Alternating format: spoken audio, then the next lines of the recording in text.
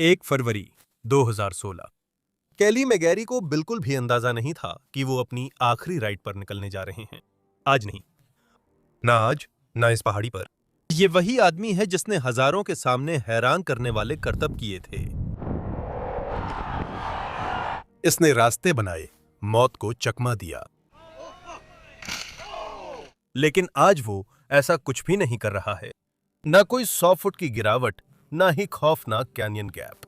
बस एक साधारण माउंटेन बाइक, 2 साथी और उसके अपने घर के पिछवाड़े में एक सुंदर ट्रेल।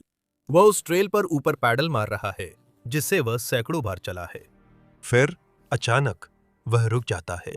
फिजी में अनजान बढ़ई से लेकर दुनिया के सामने 72 फुट के कैनियन के ऊपर बैकफ्लिप करने और उस ट्रेल पर गिरने तक, जिसे वो नींद में भी चला सकता था।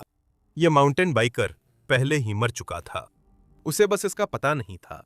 एक्सट्रीम में स्वागत है। 1982 में अब करोड़ों डॉलर की माउंटेन बाइक इंडस्ट्री का अस्तित्व ही नहीं था। उसी साल केली डैनियल मैगेरी का जन्म हुआ। न्यूजीलैंड के दक्षिणी द्वीप में वेकफील्ड नामक शांत गांव में सामान्य परवरिश हुई थी। अगर आप उसके शुरुआती जीवन को देखते तो कुछ भी आपको यह नहीं बताता कि आगे क्या होने वाला है। केली और उसके भाई मैट स्कूल के बाद अपने पिता के साथ बच्चों की तरह समय बिताते थे। वे मछली पकड़ने, व्हाइट वाटर राफ्टिंग, कैंपिंग और साइकिलिंग करने लगे। केली और मैट ने छोटी, कठोर BMX साइकिलों पर मीलों तक पैडल मारकर स्थानीय मिट्टी के ट्रैक तक पहुंचना शुरू किया। वे बच्चे फावड़े लेकर जंगल में चुपके से जाते, बिना अनुमति जंप बनाते और कुछ फीट हवा में उड़ने की कोशिश करते थे। जमीन छोड़ने का एहसास, थोड़ी देर के लिए पूरी तरह हवा में होने का एहसास। उसने जिंदगी उसी एहसास को पाने में गुजारी। लेकिन आज के खेल के जीनियस बच्चों की तरह नहीं, जिन्हें 12 साल की उम्र में ही चुन लिया जाता है और महानता के लिए तैयार किया जाता है। केली को शारीरिक सीमा से टकराना पड़ा। वो अपने पसंदीदा खेल के लिए बहुत बड़ा हो गया था। वो बढ़ते बढ़ते 6 फीट 5 इंच लंबा और 200 पाउंड से ज्यादा भारी हो गया। किशोरावस्था के अंत में वो युवाओं में दैत्य जैसा था। उसके हाथ और पैर इतने लंबे हो गए थे कि वे 20 इंच की BMX साइकिल की छोटी, कठोर बनावट में समा नहीं सकते थे। 90 के दशक के अंत तक विशाल और मजबूत माउंटेन बाइक जो उसके जैसे आदमी का वजन सह सके, अभी इजाद नहीं हुई थीं। तो जब साइकिलिंग में आगे बढ़ने का कोई साफ रास्ता नहीं था, तो उसका बचपन का शौक हकीकत के सामने पीछे छूट गया और सिर्फ एक शौक बनकर रह गया।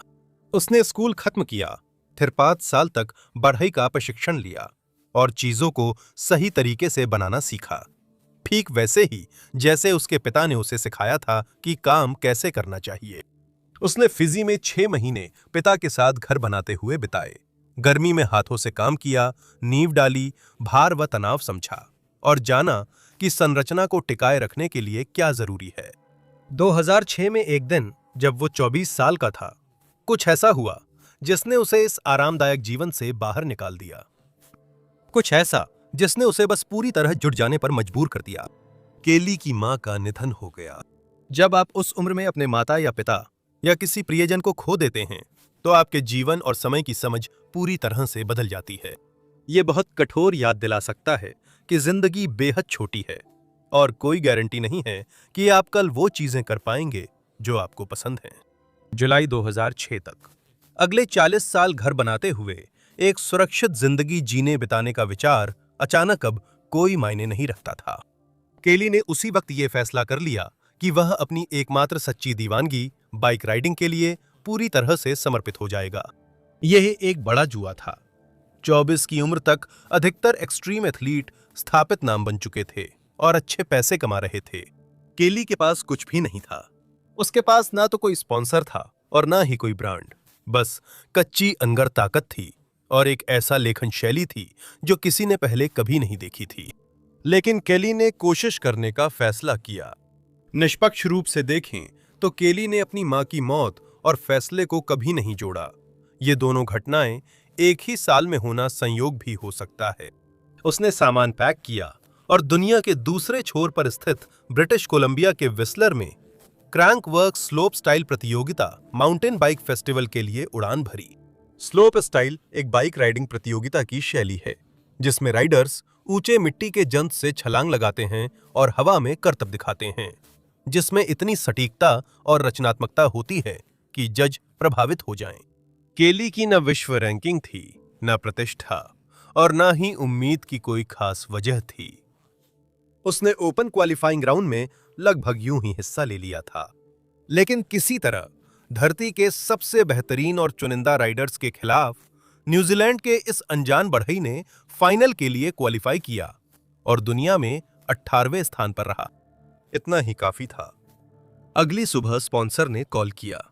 1 साल में केली ने हथौड़ा छोड़कर बाइकिंग को ही पूरा समय देना शुरू कर दिया और फिर कभी पीछे नहीं देखा। सोचिए, आपने 5 साल एक हुनर सीखने में लगाए और फिर उसे छोड़कर उस चीज के पीछे भागे जिसे ज्यादातर लोग हवाई किला समझते हैं। जब आपके प्रतियोगियों को कई सालों की बढ़त मिल चुकी हो और आप पहली कोशिश में ही क्वालिफाई करें। वो क्वींसटाउन, न्यूजीलैंड की एड्रेनलिन राजधानी में गए और फ्री राइड कम्युनिटी में घुल मिल गए। 2000 के दशक तक साइकिल चलाना कुछ ऐसा बनता जा रहा था जिसे पहचानना भी मुश्किल था। दशकों तक ये खेल काफी सीधा साधा था। आप पहाड़ पर चढ़ते थे, फिर जितनी जल्दी हो सके नीचे उतरने की कोशिश करते थे। रुकावटें प्राकृतिक चट्टानें, जड़ें और शायद तीखा मोड़ थीं। टायर मजबूती से मिट्टी में जमे रहते थे, लेकिन सवारों की एक नई पीढ़ी सिर्फ जमीन पर रहने से बोर हो गई थी। उन्होंने ट्रेल को देखना बंद कर दिया और आसमान की तरफ देखना शुरू कर दिया। इस नए विकास को फ्री राइड कहा गया। मकसद सबसे तेज फिनिश लाइन पार करना नहीं था। मकसद था पहाड़ पर सबसे डरावनी खड़ी गिरावटों को ढूंढना और उस गिरावट से बचकर निकलना। राइडर्स ने बने बनाए रास्तों को छोड़ दिया था और अपनी साइकिलों को 50 फुट ऊंची चट्टानों के किनारों, छोड़ी गई पत्थर की खदानों और विशाल अनचिन्हित कैन्यन गैप्स तक ले जा रहे थे। ये खेल गुरुत्वाकर्षण को चुनौती देने की होड़ बन गया था। स्लोप स्टाइल प्रतियोगिताएं सामने आईं, जहां आपको सिर्फ बड़े-बड़े ड्रॉप्स पार ही नहीं करने होते, बल्कि हवा में लटकते हुए बैकफ्लिप्स और 360 टर्न्स जैसी तकनीकी हवाई कलाबाजियां भी करनी होती हैं। इसी दुनिया में केली मैगेरी आई थीं और अगले 10 सालों में केली फ्री राइड की दुनिया के सौम्य दिग्गज बन गए। उन्हें नजरअंदाज करना मुश्किल था। 6 फुट 5 इंच लंबाई, हेलमेट के नीचे से झांकते ब्लीच किए सुनहरे घुंघराले बाल, एक मुस्कान जो फोटोग्राफरों को पसंद थी क्योंकि वो हमेशा प्राकृतिक लगती थी। जहां अधिकतर खिलाड़ी खेल को जंग मानते थे, केली उसे एक शानदार पार्टी की तरह देखते थे जिसमें उन्हें किस्मत से बुलाया गया हो।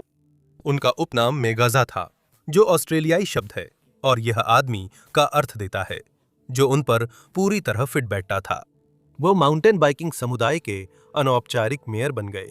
वो वही आदमी थे जो जानबूझकर समूह के पीछे चलते थे ताकि धीमे और शौकिया सवारों को ट्रेल पर साथ मिल सके।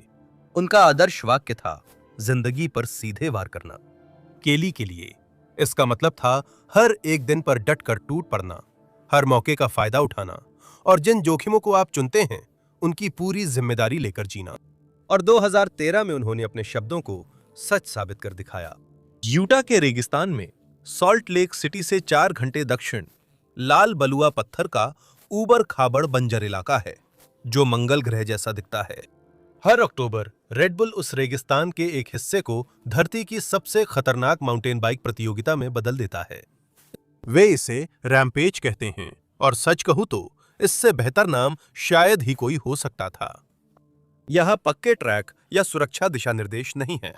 राइडर्स गैंती लेकर आते हैं और कई दिन तक चट्टानों में अपनी खुद की राहें बनाते हैं।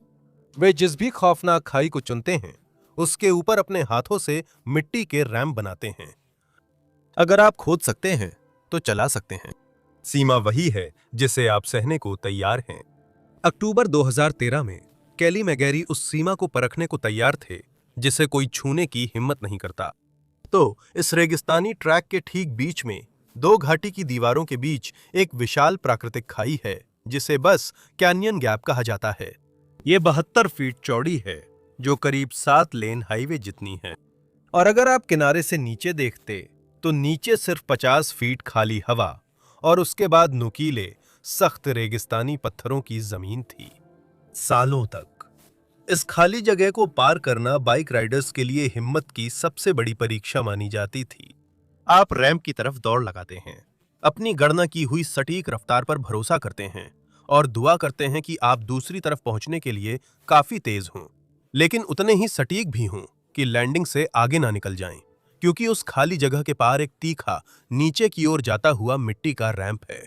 आपको अपने टायरों को उस तीखे कोण पर बिल्कुल सही तरीके से लैंड करना होता है, ताकि ढलान आपके 5 मंजिल जितनी ऊंचाई से गिरने के जबरदस्त तेज झटके को सुरक्षित रूप से सोख लें और आप आसानी से आगे बढ़ सकें। अगर वह ढलान आपको पकड़ने के लिए न हो, तो 5 मंजिल की ऊंचाई से सीधे समतल जमीन पर गिरना मतलब आपकी बाइक तुरंत टूट जाएगी और गिरने का जबरदस्त झटका सीधा आपके पैरों और रीढ़ की हड्डी में चला जाएगा। सिर्फ उसे पार करना ही दो पहियों पर इंसान के लिए सबसे तकनीकी और डरावनी चीजों में से एक है। लेकिन केली मैकगैरी इससे भी आगे बढ़ना चाहते थे। वो इसे पार करते हुए बैकफ्लिप करना चाहते थे। ये कितना पागलपन है, इसे समझने के लिए सोचिए कि आप हाईवे पर पूरी रफ्तार से गाड़ी चला रहे हैं और कोई आपसे कहे कि अपनी आंखें बंद कर लो, स्टीयरिंग छोड़ दो, अपनी सीट को पूरी तरह पीछे घुमा लो, फिर दोबारा स्टीयरिंग पकड़ो और कार को सही करो इससे पहले कि वो सड़क से बाहर चली जाए। फर्क सिर्फ इतना है कि सड़क 72 फीट दूर है और घूमते वक्त नीचे कुछ नहीं है। वह साइकिल पर बैकफ्लिप करने का मतलब था एक पल के लिए हवा में लटक जाना, 72 फीट की खाई के बीच में पूरी तरह उल्टा हो जाना और सिर्फ उस गति के भरोसे रहना जो आपने ऊपर चढ़ते वक्त बनाई थी। आपके पास कुछ भी नहीं था जिससे आप पकड़ बना या उड़ान की दिशा ठीक कर सकें। एक छोटे कद के जिम्नॉस जैसे राइडर के लिए बैकफ्लिप एक बहुत कसा हुआ और तेज करतब होती है, लेकिन केली की लंबाई 6 फुट 5 इंच और वजन 200 पाउंड से ज्यादा था। इतने बड़े आदमी को पलटना बहुत ज्यादा ऊर्जा, मांसपेशियों पर पूरा नियंत्रण और पूरी तरह से समर्पण की मांग करता है। अगर वह हिचकिचाता या उसका वजन गलत दिशा में 1 इंच भी खिसक जाता तो घुमाव धीमा हो जाता और वह पूरी तरह से घूम नहीं पाता। वो उल्टा होकर अपनी गर्दन के बल 50 फीट नीचे गिरता है। जिंदा रहने के लिए उसकी बाइक के टायरों को चट्टान के किनारे से ठीक 31 मील प्रति घंटे की रफ्तार से निकलना था। 1 मील कम होती तो और उसकी उड़ान 4 फीट कम रह जाती और वो सीधे सामने की घाटी की दीवार से टकरा जाता। अगर 1 मील प्रति घंटे तेज होता तो वह दूसरी तरफ की खड़ी लैंडिंग रैंप को पूरी तरह पार कर जाता और जोर से गिरता, जिससे उसके पैरों और रीढ़ में भयानक झटके लगते। उसकी गति बिल्कुल 31 मील प्रति घंटा होनी चाहिए। रविवार 13 अक्टूबर 2013 को केली अपनी सैडल पर बैठता है, हैंडल बार्स को पकड़ता है और निकल पड़ता है। गति में बढ़ोतरी तेज और तुरंत होती है। हेलमेट के पास हवा तेज आवाज में गुजरती है। रैंप की ओर बढ़ते हुए उसका दिल तेज धड़कता है। आप लगभग उसकी तेज सांसें सुन सकते हैं, जैसे वह खुद को पूरी तरह केंद्रित कर बाकी सब कुछ बाहर कर रहा हो। रैंप के किनारे से 30 फीट दूर, 20 फीट, 10 फीट, अब पीछे हटने का कोई रास्ता नहीं है। 3, 2, 1 और वो चल पड़ा। उसके पहिए रैंप के किनारे से टकराते हैं और जमीन से ऊपर उठ जाते हैं। लगभग तुरंत ही केली हैंडल बार को पूरी ताकत से पीछे की ओर खींचता है। उसका 200 पाउंड का शरीर घूमने में झोंक जाता है।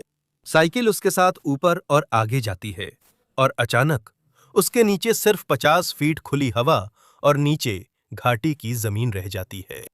1 सेकंड तक वह उल्टा घाटी की जमीन से 50 फीट ऊपर हवा में लटका यूटा के आसमान की ओर देखता है। फिर लैंडिंग का समय आता है।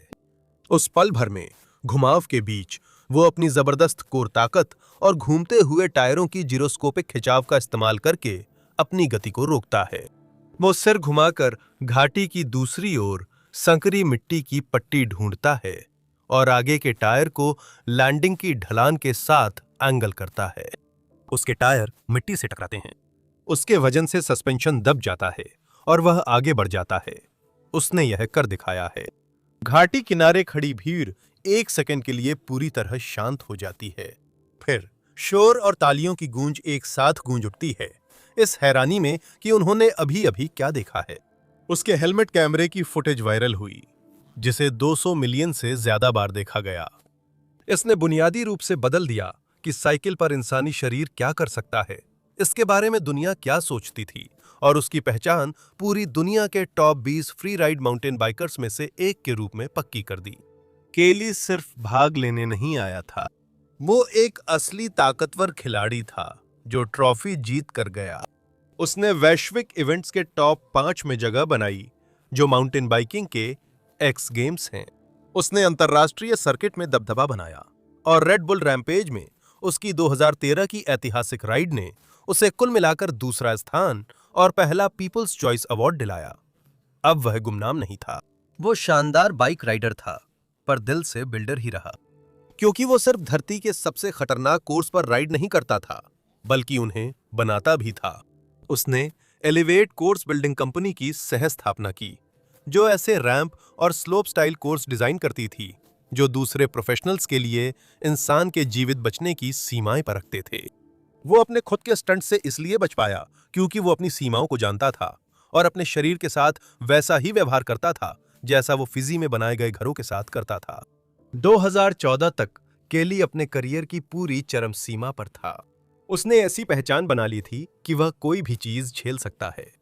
लेकिन एक्सट्रीम फ्री राइड का अपना तरीका है जो ऐसी पहचानों को बेरहमी से परखता है। अपने वायरल जंप के 1 साल बाद केली फिर यूटा के रेगिस्तान लौटा। वो ठीक उसी कैनियन गैप के ऊपर खड़ा था और दोबारा वही कमाल करने की कोशिश कर रहा था। उसने पिछले साल वहां बैकफ्लिप किया, जिसे पूरी दुनिया ने देखा। अब वो इसे फिर से करना चाहता था, और भी बेहतर तरीके से। लेकिन इस बार वही गणना जिसने पिछले साल उसकी मदद की थी, अब उसके खिलाफ हो गई। इस बार वो जितना तेज जाना था, उससे तेज चला गया। वह हवा में उछला, लेकिन उसकी दिशा बहुत ऊंची थी, इसलिए वह 72 फुट की खाई और मिट्टी के रैंप के ऊपर से पूरी तरह निकल गया और बस उड़ता रहा जब तक कि वह जाकर कठोर सपाट रेगिस्तान की जमीन पर जोर से नहीं गिर गया। अगर आप भौतिकी जानते हैं तो आपको पता होगा कि आगे क्या होना था। मानव कंकाल ठोस चट्टान पर सीधे गिरने का आघात सहन नहीं कर सकता। अंग फटते हैं, रीढ़ की हड्डी टूट जाती है। ये वही पल होना चाहिए जब केली मैकगैरी ने अपनी जान गंवाई थी। ऐसा नहीं था। केली तुरंत हैंडलबार्स के ऊपर से सीधा उछल गया और पूरी दुनिया के सामने अपने चेहरे के बल जोर से गिरा। एक विशाल धूल का गुबार उसे निगल गया और फिर धूल के गुबार से वो विशालकाय बस खड़ा हो गया, अपनी जर्सी से मिट्टी झाड़ी और सिर्फ खरोंचे और चोटें लेकर वहां से चल पड़ा। टक्कर ने उसकी साइकिल का फ्रेम तोड़ दिया और उसकी महंगी $1000 की साइकिल को कबाड़ में बदल दिया, लेकिन वो बच गया। वह शारीरिक रूप से सुरक्षित था, पर मानसिक रूप से परेशान था। उसने इसे जिंदगी की काफी बड़ी घटना कहा। आप फिर उस स्थिति में नहीं रहना चाहेंगे। ऐसी जमीन पर गिरने के बाद आत्मविश्वास लौटने में समय लगता है, और इस बारे में वो बिल्कुल सही थे, क्योंकि जो कुछ भी उसके बाद हुआ वो कुछ ऐसा नहीं था जिसे वो दूसरी बार झेलना चुनता। 1 साल बाद मई 2015 में केली झांगजियाजी चीन के तियानमेन माउंटेन पर थे, एक इवेंट रेड बुल स्काईगेट में रेस करने के लिए। रेस का ट्रैक 999 प्राचीन पत्थर की सीढ़ियों से होकर गुजरता था, जो 50 डिग्री की ढलान पर बनी थीं और लगभग 1000 फीट तक जाती थीं। अन्य राइडर्स की तरह केली भी ब्रेक्स पर निर्भर थे, ताकि गुरुत्वाकर्षण उन्हें फ्री फॉल में ना ले जाए, क्योंकि यही ट्रैक पर बचने का तरीका था। लेकिन 1000 फीट की ढलान के बीच में ही लगातार और अत्यधिक घर्षण के कारण उनके ब्रेक लाइनों में हाइड्रोलिक फ्लूइड सचमुच उबलने लगा और काम करना बंद कर दिया। एक पल में ही केली एक संभलकर बाइक चलाने वाले राइडर से कंक्रीट की सीढ़ियों पर दौड़ती 200 पाउंड की बेकाबू ट्रेन बन गए। कोई बचाव क्षेत्र नहीं था, प्रभाव को सोखने के लिए कोई मुलायम मिट्टी नहीं थी। वह पूरी तरह से बेकाबू होकर नीचे की ओर जा रहे थे और आखिरकार दौड़ की गति से पत्थर की संरचना से जोरदार टकरा गए। ये एक और विनाशकारी टक्कर थी, जिससे पसलियां टूट जानी चाहिए थीं, फीमर की हड्डियां टूट जानी चाहिए थीं, या कम से कम कॉलर बोन चकनाचूर हो जाना चाहिए था। और फिर से वह उठे और सिर्फ एक दर्द भरे पैर और 7 टांकों के साथ वहां से चले गए।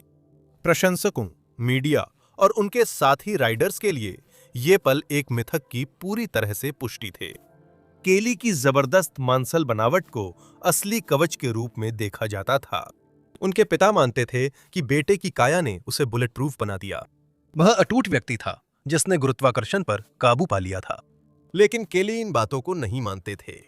वो एड्रेनलिन का दीवाना या मरने का शौकीन नहीं था, बल्कि सोच समझकर सतर्क रहता था और अब दीवार पर लिखी बातें समझने लगा था।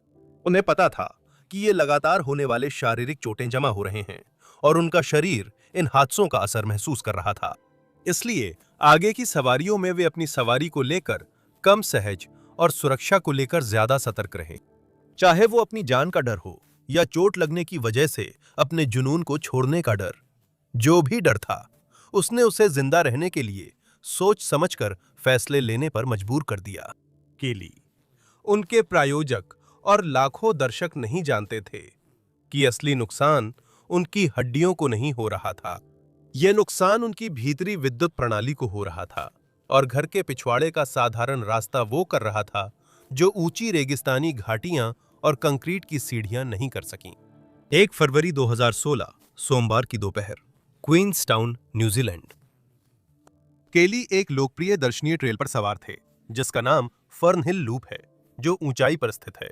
यह उनके घर के पीछे था और स्काईलाइन गोंडोला के शीर्ष से पहुंचा जा सकता था। उस ट्रेल नेटवर्क पर वो सैकड़ों बार राइड कर चुके थे। वो 2 जर्मन राइडर्स के साथ थे। सैल्मन रन नामक हिस्से में, जो गोंडोला से 45 मिनट ऊपर चढ़ाई पर है।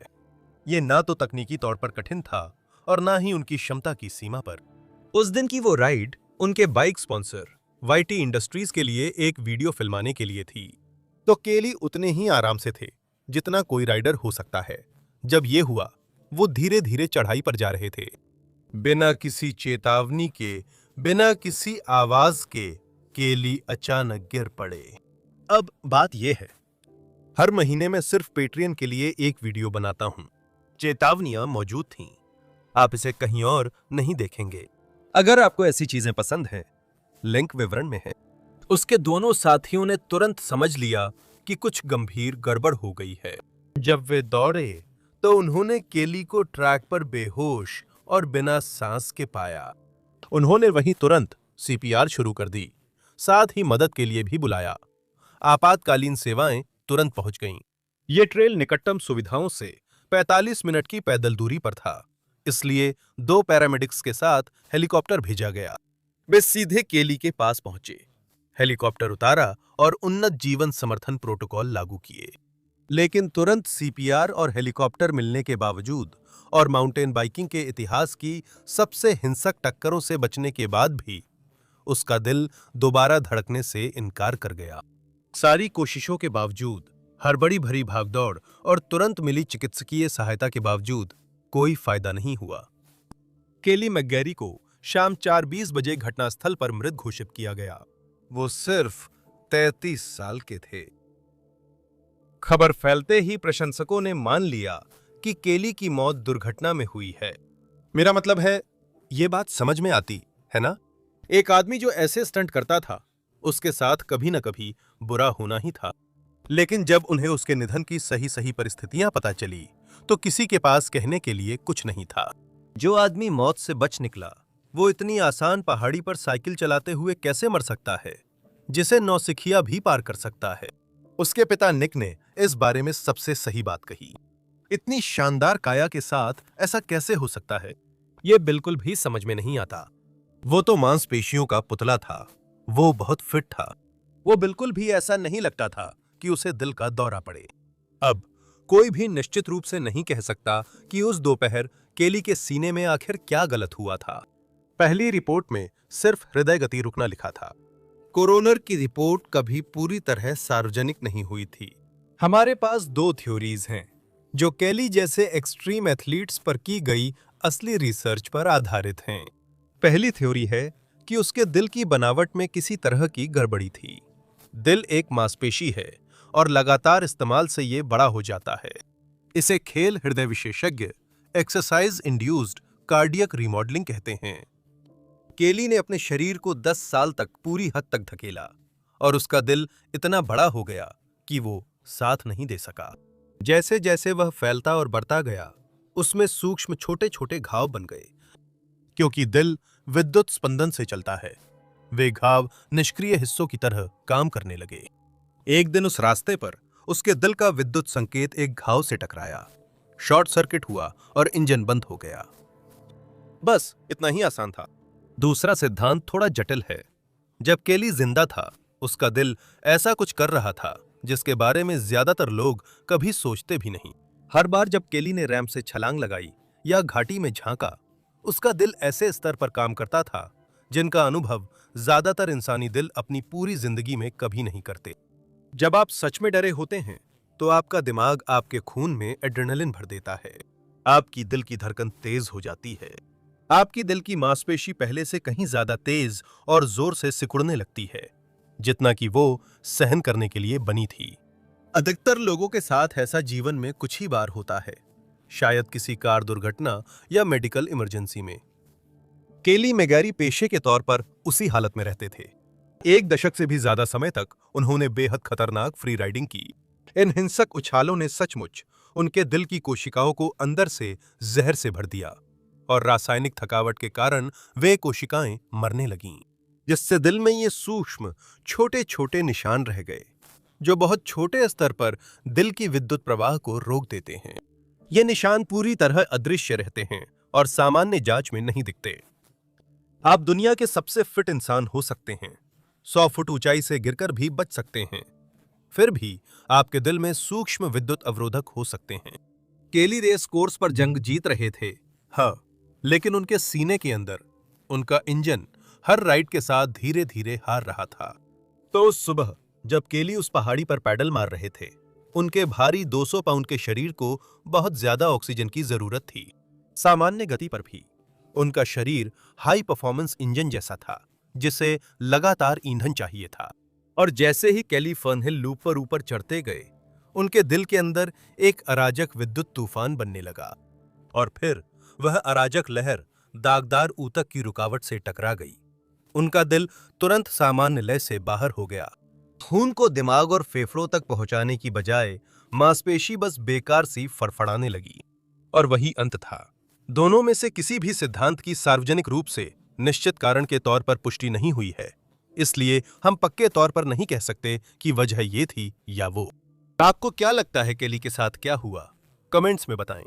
जब जानकारी हो और आदमी फिर भी आगे बढ़े, तब क्या होता है?